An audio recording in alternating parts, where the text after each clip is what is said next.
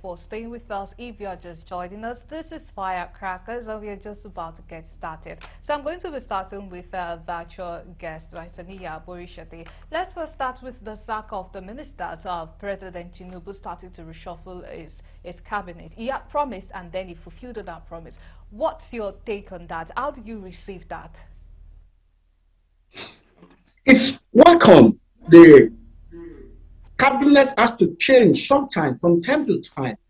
Where there's no performance from any minister, there should be a result. People have been complaining about the system, and Tinubu has appointed people that he thinks they are capable of handling their parastatals. But it's now very clear that some are not that competent in that area.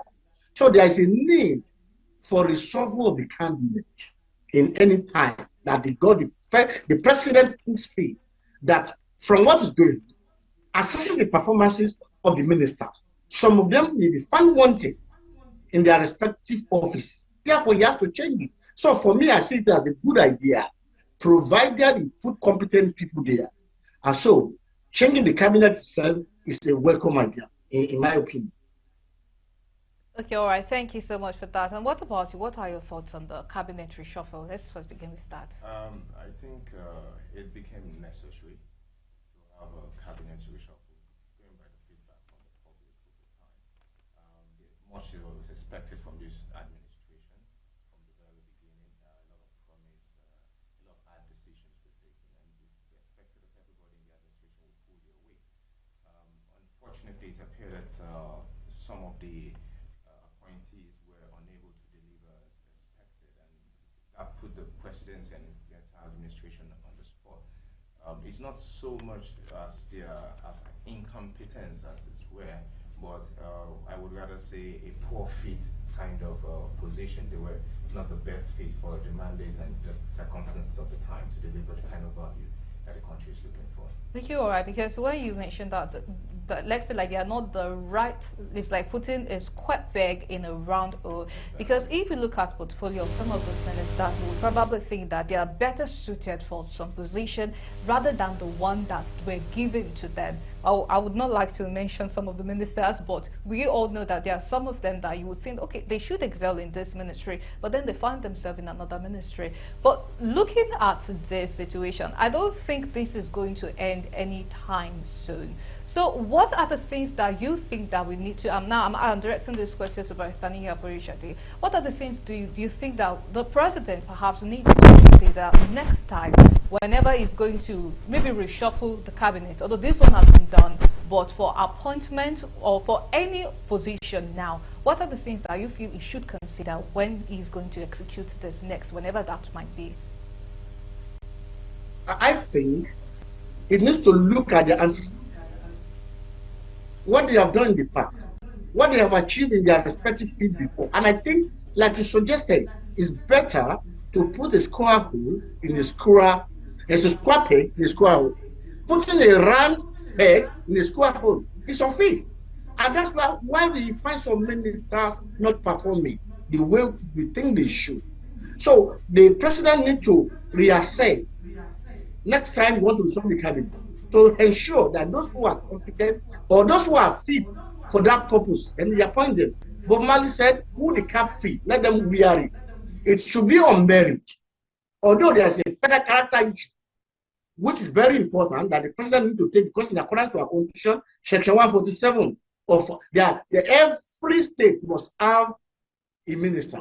So the 36 states of Nigeria should have a minister from each state. So you have to think of that as well before appointing any minister. So the federal character, but in every state, there are competent people. There are those people who are fit, who are capable to do the job. And so he should look for those people, not necessarily those who belong to his party. It could be people, even in their own private businesses that have been successful. I have seen this in Europe many times. They will go and plead with people who are successful in their private business to come and help their country. So they invite them. Look at the way Obasanjo brought Ngozi Okonjo-Iweala to Ministry of Finance. At that time, he was not a politician, but she has excelled that field. She was a bank, she has worked with the bank. Sorry? Come again? Please go on, please. So, because the woman excelled in her field, they brought her, and she was good for the country. She worked well for the country. Was in a time that the Nigerian debts were totally forgiven, and thus we were free of them. So, he excelled. There were some people that the president needs to look like that. If they can help the country at this critical period, this is not a time to compensate the party loyalists. We need the right people to man the place. The Nigerian situation is very dear now. So we need the best of the best to help us to build this country again. So it's very important for the president to find such people wherever they are, whichever party they belong, whichever religion they belong, it doesn't matter, as long as they can do it. And that's what we need at this time. Okay, all right. So let us look at one of the criticisms this present administration is facing. That is one of high cost of governance. And the president took some steps to try to remedy that by the one he did for himself and the vice president was reducing the number of entourage that will be following them out for foreign and both local trips, and also for the new ministers too, their security detail have also been reduced. What do you think about this development? Do you think that this might go a long way in cutting cost of governance, or there's still more that needs to be done? Yes, that is fine, but there's need more to be done. It is not sufficient. We are running the most expensive government in Nigeria. I think 36 ministers is sufficient. There's no need for minister of state, in my opinion, because the time we are now is a very, very bad time for Nigerian people. People are complaining of hunger and starvation, and you see, we have almost 50 ministers doing what? Nothing is moving. The government should do more to cut the cost of governance if you want any meaningful development. Like I said, it's not a time to pay the party loyalists. It's a time to bring Nigeria back to what it should be. So the cost of governance should be reduced. I praise him for what he did now, but we want more. It's not sufficient. It should start from the top. When the president is calling for endurance from the people, then they should start from his own minister as well and himself. So he needs to do more so that Nigeria will move forward. The cost of governance in Nigeria, I think, is the most expensive in the world for whatever reasons, and we need to do more. The government needs to look inwards and reduce the cost of governance. All the leaks must be blocked. Very important. If you want to make progress in this country, we need to reduce the cost of governance. Thank you. All right, we thank you so much for your contributions on Firecrackers today. We truly appreciate your input. Thank you so much for joining us. You're welcome. Thank you. All right, and that's Vice Dani Aborisha. They will join us live from Ibadan, a legal practitioner. Now, let's go on a commercial break, and when we return, we will continue on this discussion. Do stay with us. Thank you so much for staying with us. If you're just joining us, this is Firecrackers, and we are talking about Tinubu's cabinet reshuffle and cutting down cost of governance. But before we even go to that, I would first like to have your view. What are the things that you think that the president first need to consider before appointing people to various positions, so that we would not be having this issue of, okay, it's like a trial. Let's try this person for this position, and if it's not doing well, then we remove and then we choose another person. What are the things that you think that should be considered? I think it's important first that everybody understands what a ministerial role is. There's a lot of misconception about what the duties of a minister. A minister is like a super admin, right? The PAMSEC and the rest of them, they run the respective ministries. So it's not really so much in terms of hands-on working. The minister gives direction, oversees operations, entertains new policy initiative developments, compliance with issues and all that. The problem that we had in time past here regarding fees is some of the appointees they don't get themselves abreast of the issues within their respective units, and they think it's more of a time my time in the spotlight, as it were, and that creates an issue because it reflects poorly on the entire administration. I feel that the first thing that we need to correct and that this brings to light is the practice of when ministers are appointed, take a bow, walk away. It does not suggest that there's enough rigor and scrutiny in selecting whoever is going to come, be the super admin of whichever ministry, as it were. And the other thing also is, it might sound a bit discomforting. However, they don't seem to have a clear charter of operations, of deliverables. So they get there and then they wing it. And because they're winging it, they're ill prepared. So I'll give you an example. Youth development. The mandate is clear: engage the youth, showcase what the government is doing, create inclusion. I mean, those are some of the very straightforward, low-hanging fruit. Social media is there to aid you. Public presence in terms of, coming up with ideas. Let's see you. Let's be visible. Feel the pulse of the people, of the youth. Now that seems clear to all, but if the person that's in charge is not aware or seems dedicated to other things rather than that core mandate, we're going to have a disconnect, and it is that lacuna that creates all the uproar and necessitated, the shuffle. Mind you, we shouldn't take for granted the shuffle thing. It is a normal thing to shuffle. It is not really so much as an indictment on the administration or the individuals. It's good to freshen things up once in a while. Even marriages, the marriage council is going to freshen up your marriage. So it's not really so much as, having that reshuffle. It's not an indictment. It will happen. Even if you have a performer, you may want to get a better person, because how would you know if you can get a better person if you stick with the old one? So that's not a problem. But there should be a clear charter, a clear mandate of deliverables of what you're doing, starting from the Senate, right? The last speaker talked about political appointment. Look, let's not gainsay it. Most of the time, globally, they are political appointments. You would get the best in the field, but it's always good to have an ally in administration. Otherwise, you risk the sabotage, which you'll be called pretty silly for bringing your enemy on board and doing all that. So that's not really so much the issue. There are competent people within the party. There are competent people outside the party, qualified, and all that. However, let's have something that we can measure what you're supposed to deliver in whichever ministry. So for the power minister, for example, it should be straightforward. Within so time frame, we would like to have regular updates on armored power generation. If there are issues like the power grid collapse that we had, no problem. What steps are you doing to rectify and to forestall future occurrence? The Minister of Interior, he set for himself a couple of clear agenda. Right? He said, okay, look, this is the ministry, the different MDs under me. This is what I'm going to do. So he focused on some low-hanging fruit. However, there were issues that were very important to the average person in Nigeria, like passports, the time and all that. And by consolidating all that and harmonizing the process, he gained a lot of goodwill. Nigerians are pretty easy to satisfy if you can just show that you have a charter, you're going somewhere, and carry me along. He engages, he's on social media, he's talking.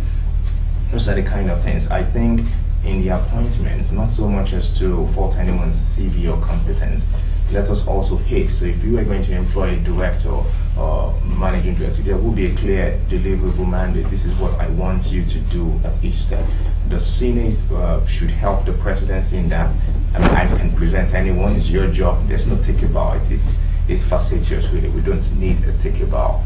Are you good enough for the job? This is the job that we want you to do. It's not really so much as an interview. Can you do it? We've checked that incident. You've been pushed. And then from there, also the executive, because the representative, so go ahead. This is what we would like you to deliver. It makes the job easier. It makes it also easier to carry the people along. As you do it, we say, okay, so this is what you're supposed to deliver. So when Olubumi started his own pursuit, it was clear we could follow it at each point. We could see each step. It wasn't just empty talk. The same thing can go along. And I know a lot of the other ministries are doing stuff, but no one hears them. Nobody is aware of some of them. Like in youth, for example, it wasn't until much later that people became aware of the youth empowerment fund and all. I mean, things like that need to go. We need to have a proper structure. The essay to the president that supervises, assessment of performance. Bala Usman, right? She's doing a good job. She did her own assessment report and she presented it, and it's on the basis of some of those engagements that the decision was made, right? So we need that. move a step further rather than just the a priori, post priori event. Do an a priori evaluation. This is your clear charter. We're measuring you according to these things, and that would really help. It also helps to carry the people along. That's my own honest opinion. Okay, all right. Thank you so much for that. And now let's talk about cutting cost of governance, because the president is trying to, I think, tackle one of the criticisms this administration is facing, that is high cost of governance.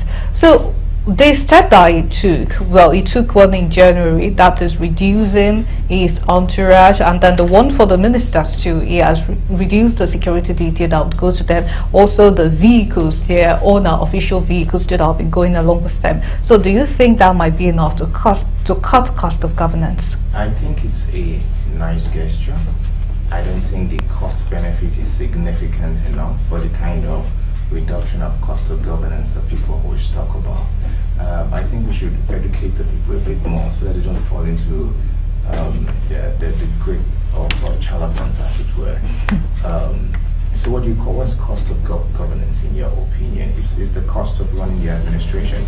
And what runs the administration? It's not just the presidency, it's not just the executive, it's the entire civil service. You want to cut cost of governance significantly, you go after the civil service, you prune it down and make it more efficient.